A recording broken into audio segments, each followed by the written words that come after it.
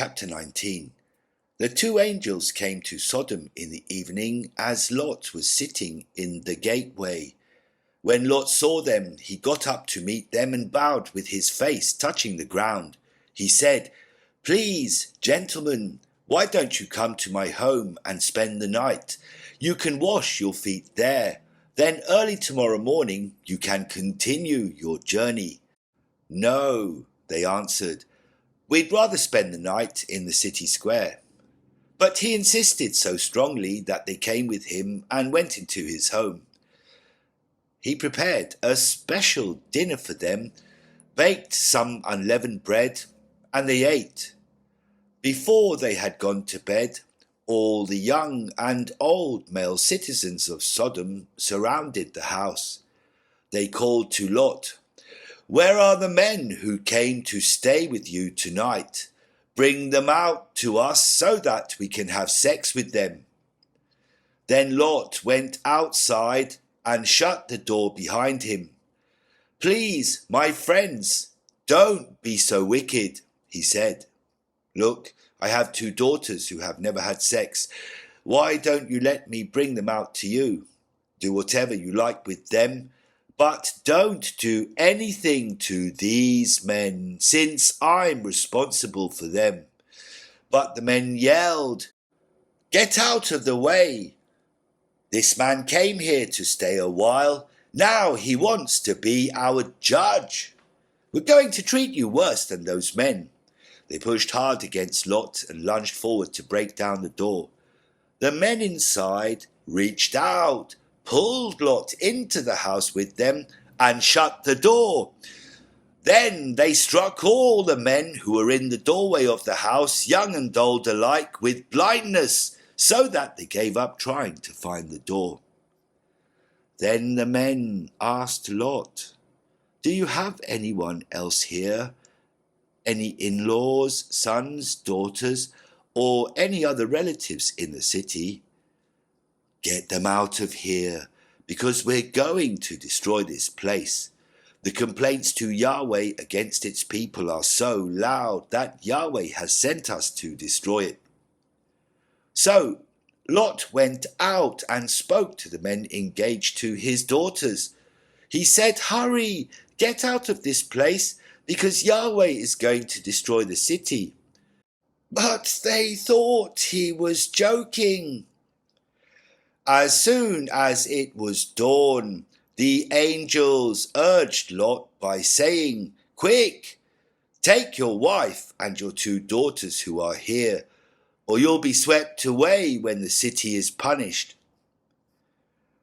When he hesitated, the men grabbed him, his wife, and his two daughters by their hands, because Yahweh wanted to spare Lot.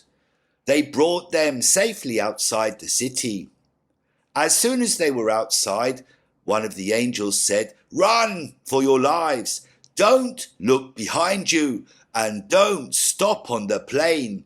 Run for the hills, or you'll be swept away."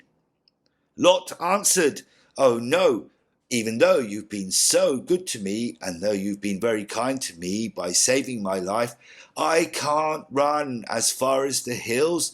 This disaster will overtake me and I'll die. Look, there's a city near enough to flee to, and it's small. Why don't you let me run there? Isn't it small? Then my life will be saved." The angel said to him, "All right, I will grant you this request too. I will not destroy the city you're talking about. Run there quickly, because I can't do anything until you get there." The city is named Zoar, small. The sun had just risen over the land as Lot came to Zoar. Then Yahweh made burning sulfur and fire rain out of heaven on Sodom and Gomorrah. He destroyed those cities, the whole plain, all who lived in the cities, and whatever grew on the ground.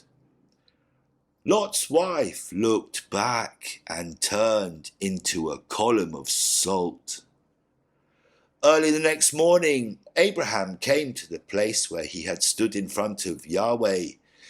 When he looked towards Sodom and Gomorrah and all the land in the plain, he saw smoke rising from the land like the thick smoke of a furnace. When Elohim destroyed the cities on the plain, Elohim remembered Abraham.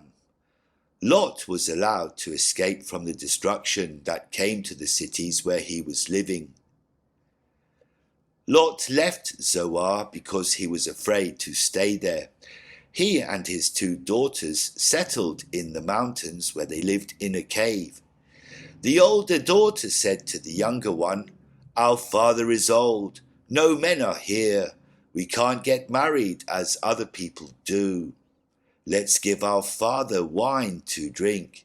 Then we'll go to bed with him so that we'll be able to preserve our family line through our father." That night they gave their father wine to drink. Then the older one went to bed with her father. He didn't know when she came to bed or when she got up. The next day the older daughter said to the younger one, "I did it. Last night I went to bed with my father. Let's give him wine to drink again tonight. Then you go to bed with him so that we'll be able to preserve our family line through our father." That night they gave their father wine to drink. Then the younger one went to bed with him. He didn't know when she came to bed or when she got up. So Lot's 2 daughters became pregnant by their father. The older one gave birth to a son and named him Moab. He is the ancestor of the Moabites of today. The younger daughter also gave birth to a son and named him Ben-Ami. He is the ancestor of the Ammonites of today.